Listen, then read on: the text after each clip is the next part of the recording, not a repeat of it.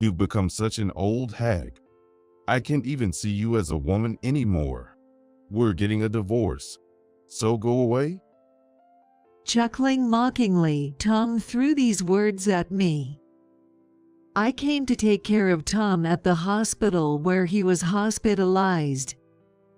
Despite my devoted support during his illness, this is what I get in return. It's just too cruel.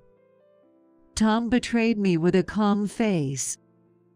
Looking back, I realize I've always been treated horribly by him. Yet, why did I endure it all this time? There's absolutely no benefit for me to stay married to such a despicable person. Thinking this, I slowly began to speak. "I won't let you have your way anymore, Tom." Holding a firm resolve in my heart, I confronted Tom head-on. "My name is Anna Smith. I just turned 45 and am a working housewife. Our family is our son Rick and my husband Tom. Rick just started high school this year and is a very kind and good boy. I think I did a great job raising him. My husband Tom used to be quite handsome. It may sound odd to say this about my husband, but he was quite popular back in the day. I fell for him at first sight, competed with my rivals, and won the position of his wife. However, he was handsome a long time ago. Now he's not anymore." "Hey, got anything to snack on?" Now in his 40s, Tom has steadily gained weight after Rick's birth and currently shakes his ample belly. His weight gain has a particular reason. It was Tom's affair. While I was busy with Rick's child care, Tom, feeling lonely, had an affair. His affair partner was a food lover, and as a result of accompanying her, he gained a significant amount of weight in a short period. "I'm divorcing you."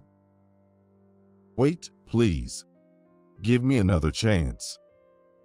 After discovering the affair, I intended to divorce Tom.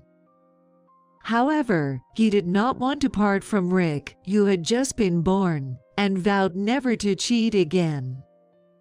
For my part, I felt sorry for Rick to be without a father, so I backed down from divorce.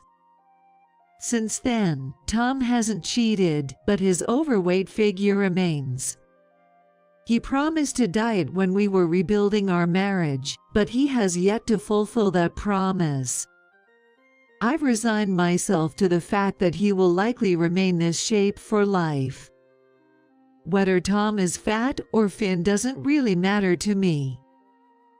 However, I just wish he would stop leading an unhealthy lifestyle.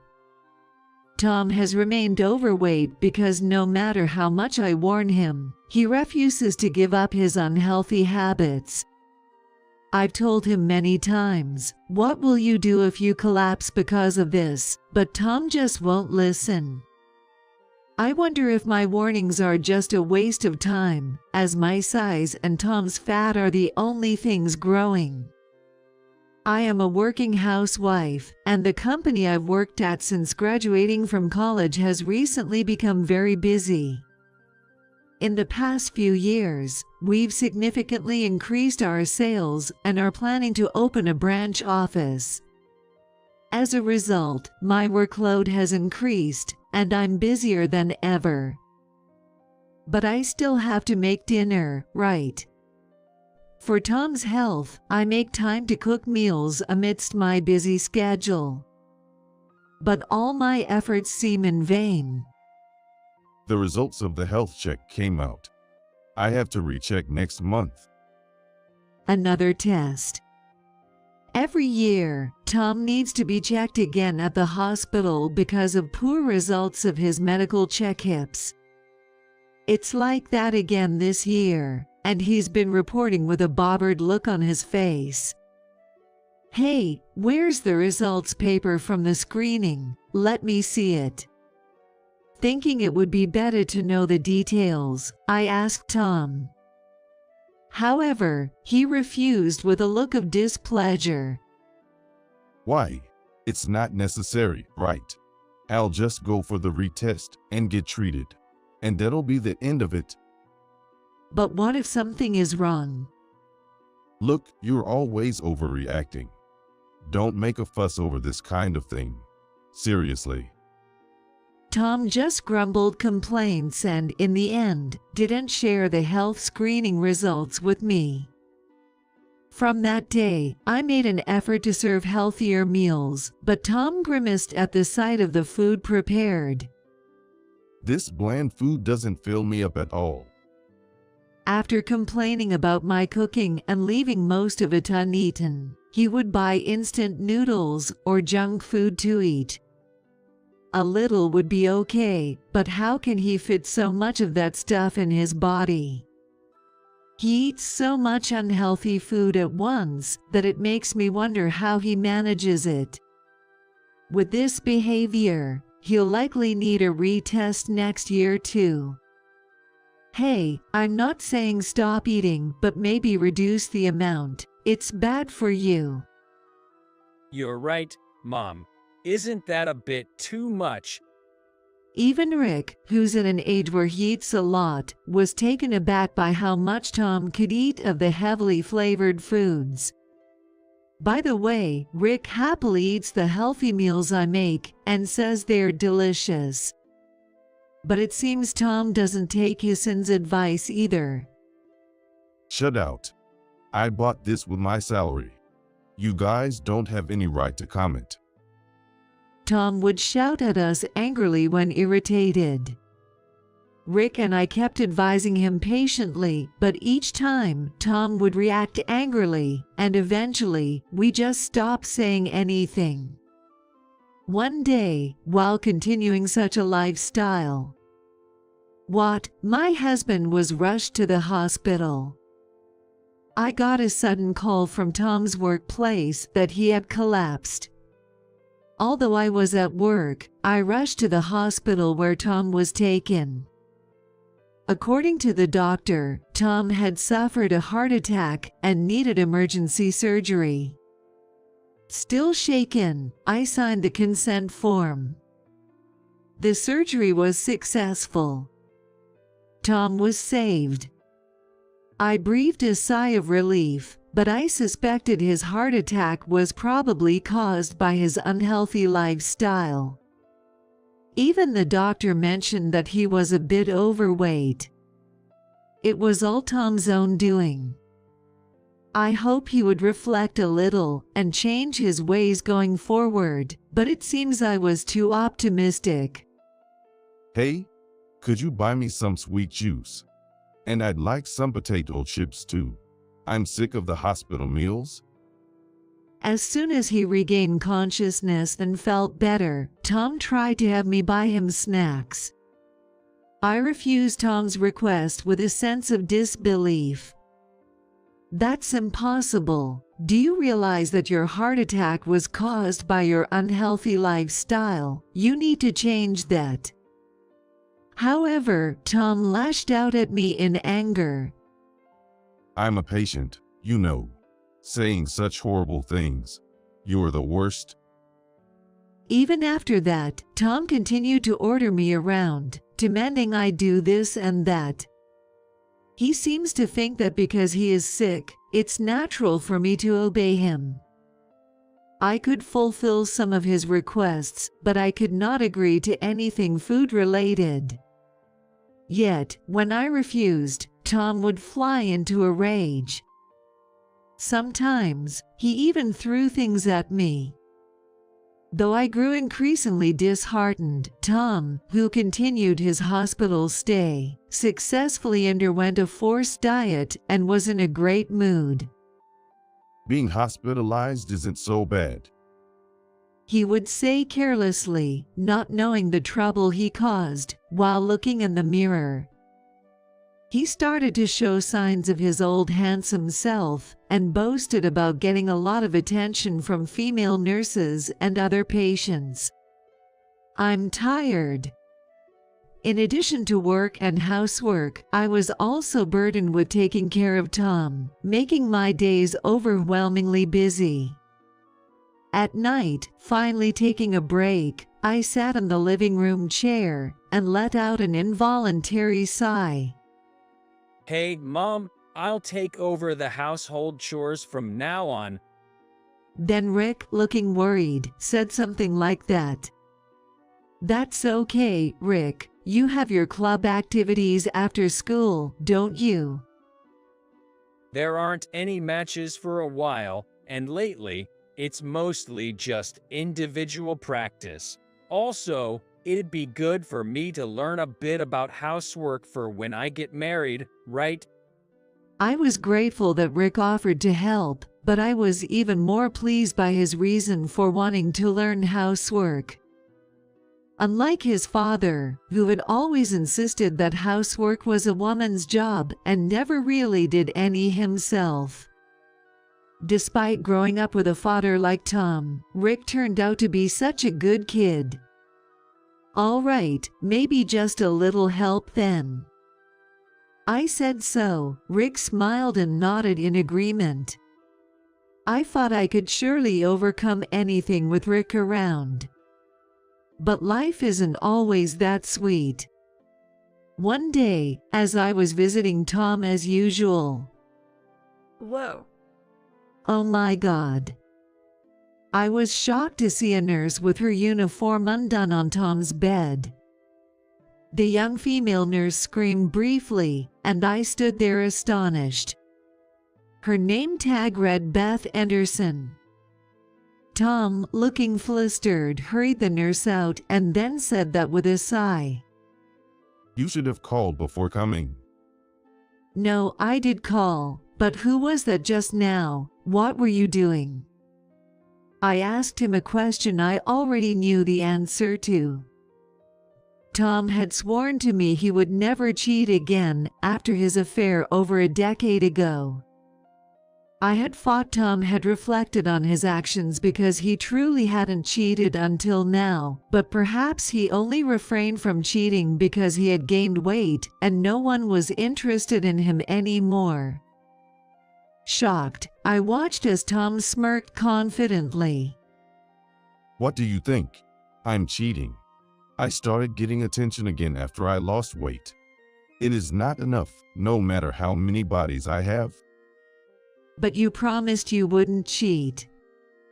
Then Tom sneered and said to me, That was a long time ago. You've become such an old hag. I can't even see you as a woman anymore. We're getting a divorce. So go away? How could you? Then Tom dropped another bombshell. Actually, she's pregnant with my child. I have to take responsibility, right? He spoke arrogantly about responsibility, but what about his responsibility to our family? I started to say something but then closed my mouth. Instead, I muttered softly, I see. That's unfortunate. Well, if so, I'll prepare a divorce document. Yeah, I'd appreciate that. I was stunned by his reply, but decided to proceed with the procedure. After having Tom sign them at the hospital, I fought back tears and said, I wish you happiness. I'm leaving that house. Yeah, that house is mine anyway. It's only natural for you to leave. And I'll give you custody. Rick is more attached to you. And my girlfriend doesn't want a stepson? I didn't react to Tom's words and just quietly put the divorce papers in my bag. Tom looked on, seemingly enjoying my distress.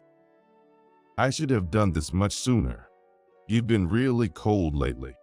How dare you speak to me like that all this time? This is the result. You ended up having to divorce me because of your own actions. I had fallen in love and married Tom. He had always been proud to have me, and that's probably why he felt he could treat me so terribly without consequence. But that was over now. I left Tom's belongings and walked out of the hospital room.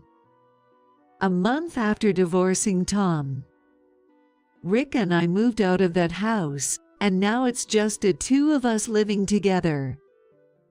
With all the paperwork settled, Rick and I were finally enjoying a day off with no obligations. Take a break, Mom. I'll make lunch today. Really, thanks. I'm looking forward to it.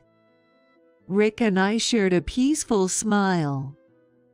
At that moment, I suddenly received a call from Tom. Hello. I answered the phone, wondering what he could possibly want. This was the first time Tom had called since the divorce. I really didn't want to answer, but I couldn't ignore it in case it was an emergency.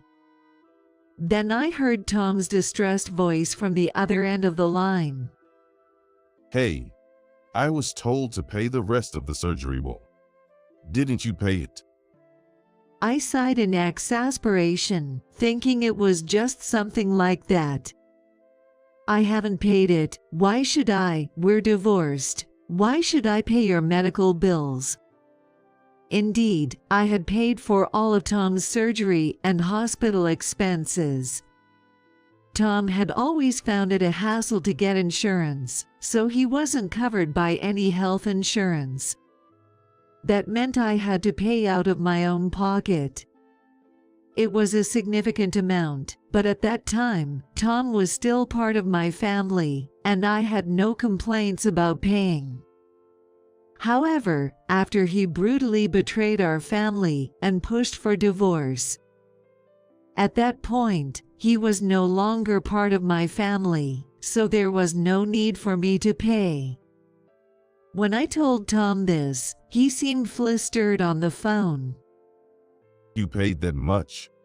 The amount on the receipt is huge. Yes, because you were my family. I would naturally pay that much for family, but we're not family anymore. Then Tom raised his voice in panic. You must know that I don't have much money in savings. Of course, I know. You always spend money wastefully. Indeed, since his affair over a decade ago, Tom had become reckless with money. Despite my repeated warnings, he would just get angry and say, "Don't complain about how I spend the money I earn." He used to not be so interested in food, but influenced by his affair partner, he continued to spend a lot on meals even after they split. Not to mention the golf clubs he gave up on after just 3 days, or the expensive camera collecting dust because he barely used it. Tom was always irresponsible with his salary. Eventually, I gave up and stopped intervening in how he spent his money. So, you know I can't pay this huge amount, right? Come to the hospital and sort out the medical bills. Where are you right now? I asked Beth to go to the house, but she said there was no sign of anyone there. Beth was Tom's affair partner. I was truly glad Rick and I had moved out. I never wanted to see the face of the woman who had caused us so much trouble. In response to a flustered Tom, I replied with utter calmness, "There's no way I'd tell you. Right now, Rick and I are enjoying very peaceful days together. I absolutely refuse to let you disrupt this peace." Ever since Rick and I left that house after divorcing Tom, Rick's smile has become more frequent. I actually always wanted you to divorce Dad. You never seemed happy with him, and he has always said nasty things to me. Upon further discussion, it turns out that Tom had even threatened to withhold funding for Rick's college education if he didn't comply with his demands. Rick is a kind kid, but lately, he had begun to stand up to Tom more frequently. Tom didn't like that at all.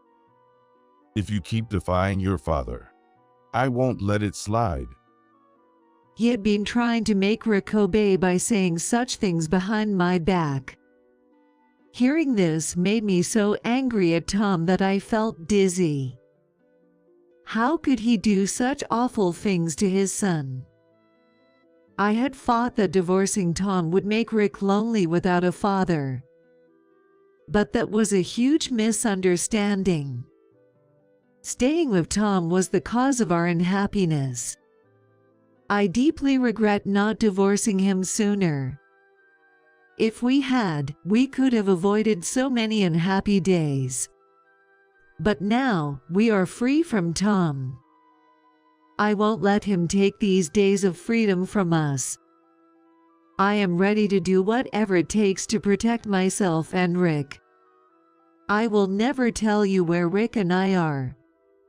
With a firm resolve, I stated this strongly to Tom. There was silence for a while, but then I could hear Tom sniffling on the other end.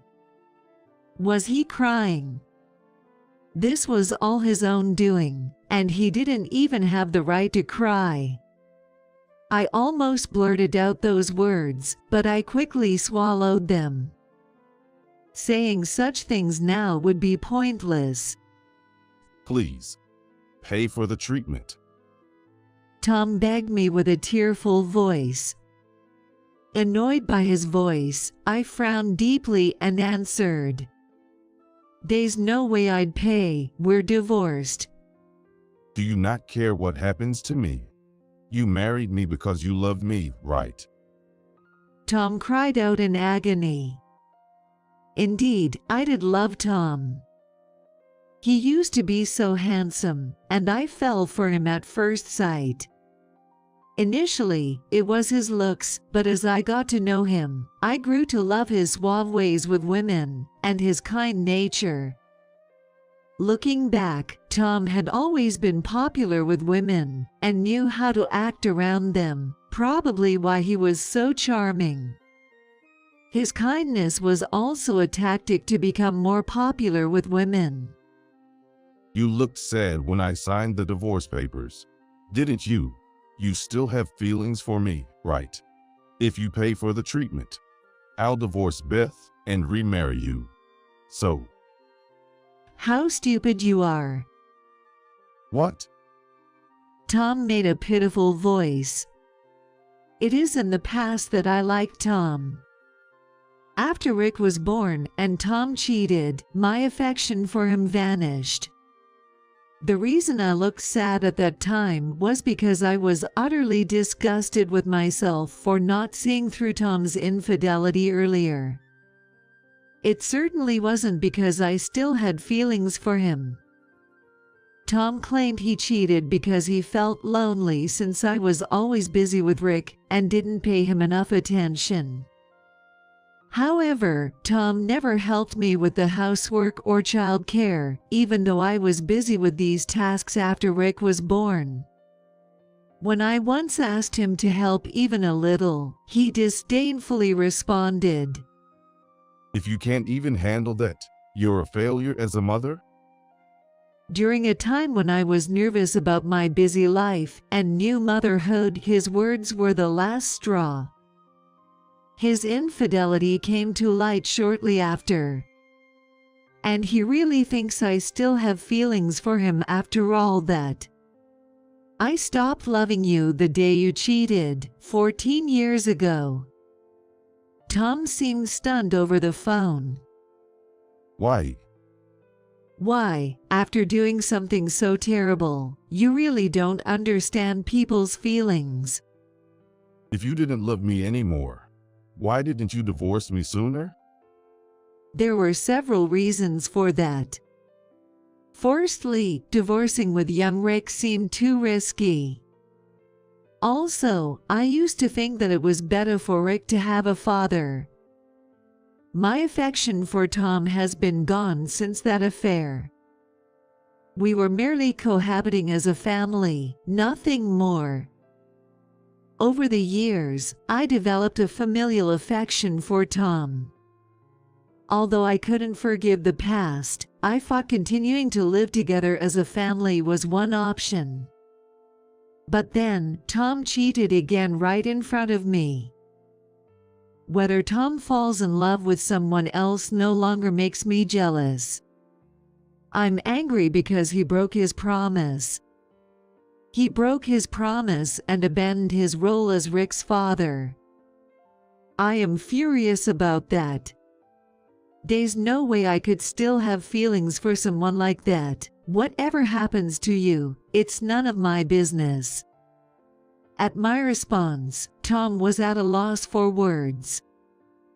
Hey, are you just going to stay silent? I was enjoying my first day off in a long time. I don't want to waste any more time talking to you. I'm hanging up. As I said this, Tom hastily spoke up. Wait. Listen. You can't possibly raise Rick alone, right? He's going to college soon. And you'll need money. You'll struggle without me, won't you? His words were so off the mark that I couldn't help but laugh. What are you laughing at? Tom shouted from the other end of the phone. He truly doesn't understand anything about me. I decided to enlighten him with the truth. I've been earning more than you for quite some time. I don't waste money like you, so I have savings. I'm not struggling financially, so don't worry. Really? That's right, I don't need you. I have educational insurance for Rex college expenses, so there's no need to worry about it. We have no problems even without you. Indeed, I have been valued at the company where I have worked since graduating from college, earning a salary commensurate with my evaluations. I had to take a slightly longer maternity leave, which delayed my promotions compared to others. Despite the challenges, by diligently working hard, I have been promoted to the position of assistant manager. I had told Tom about my promotion, but he believed that as a woman, I wouldn't be earning much. You say that you are busy at work, but you are a woman after all. A man like me is always busier. Don't use work as an excuse to neglect housework. When I got a promotion and became busier at work, there were times when I couldn't cook and we had to order takeout. Those were Tom's words to me then. No matter how much I explained my job or how hard it was, Tom just laughed it off dismissively. The only reason I could endure it was because of my kind son, Rick. It wasn't because of Tom. In fact, Tom was more of a burden to me. I only realized this after the divorce. It might have been Tom's fault we ended up in such a situation, but maybe my own naivety also played a role in worsening things. However, I won't make that mistake again. You hardly gave us any money for living expenses these past few years, right? Didn't you ever wonder how we continued to live as usual? It's obvious because I was the one earning. We have no problems without you. Then Tom muttered in a trembling voice. What about Rick? He must be feeling lonely without a father. What would the parents of his future spouse think if he doesn't have a father? For Rick's future, it's better if I'm around. I couldn't help but hold my head in dismay at his words. Meanwhile, Rick, who had been listening to the conversation, gestured that he wanted to speak on the phone. Are you sure? Yes, I have something I want to say to Dad. I nodded and handed Rick the smartphone. Hello, Dad. Rick, tell your mom she needs me, right? But Rick, without hesitation and in a clear tone, responded. No, not at all. What? To me, Mom is the only my parent I need. Dad and I are just related by blood. I hate that too, but since I can't do anything about it, I just accept it. Also, you mentioned something about a marriage partner. Having a parent like you is actually a disadvantage to me. Rick spoke his rejection of Tom calmly, his expression utterly composed, and there was no sense of wanting to get back at Tom. He was merely articulating his farts in a measured way. I'm really glad Mom divorced you. Thanks to that, I'm very happy now. If Mom ever considered remarrying you, I'd do everything to stop it because that wouldn't make her happy. Tom seemed completely at a loss for words. Can you please not involve yourself with me and Mom anymore? You should just be happy with your affair partner. Wait, Rick. I still want to be your father. Then why did you cheat? This is all your fault, the consequences of your own actions. I no longer think of you as my father. You're not needed in me and Mom's life. Faced with such a clear rejection, I couldn't help but let out a wry smile. I hadn't realized Rick was so firm in his rejection of Tom. I took back the phone from Rick and delivered the final words to Tom. So, do you understand? Just as Rick said, don't involve yourself with us again. If you ever show up, I'll consider taking legal action. Tom remained silent. I sighed softly and hung up the phone. I heard that Tom ended up paying the remaining surgery and hospital fees using money borrowed from a payday lender. He could have arranged a payment plan with the hospital or found a better way if he didn't have the money. His thoughtless actions reaffirmed my decision to divorce him.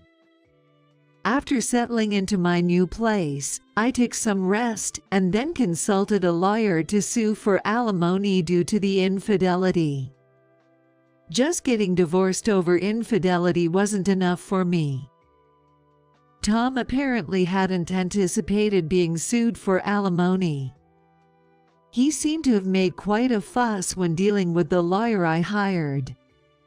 Then, I am prepared to go to court if necessary. Please convey that I am ready for anything. After hearing this, Tom reluctantly agreed to settle the alimony.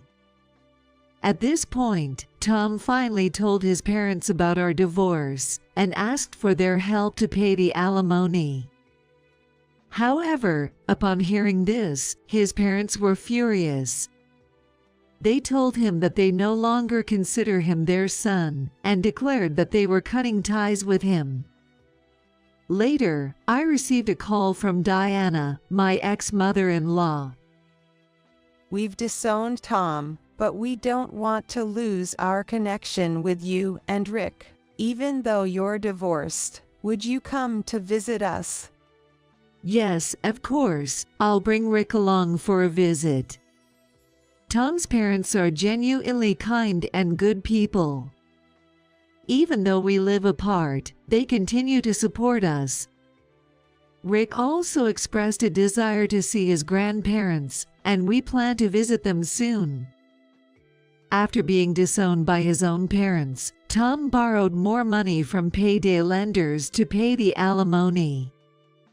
Currently, he's struggling just to make the interest payments on his debts. I suspect he might eventually declare bankruptcy, but whatever happens to him is none of my concern. Tom, who was burdened with debt, was discharged from the hospital, but soon after, he collapsed again.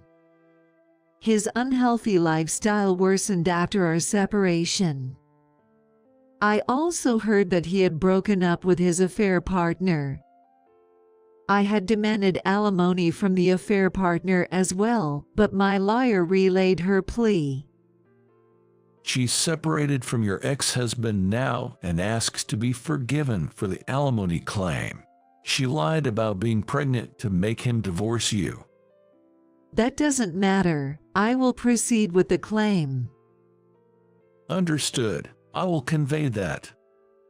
And so, I relentlessly pursued the alimony claim against the affair partner. Her strategy was to lie about being pregnant, thinking it would lead to a divorce.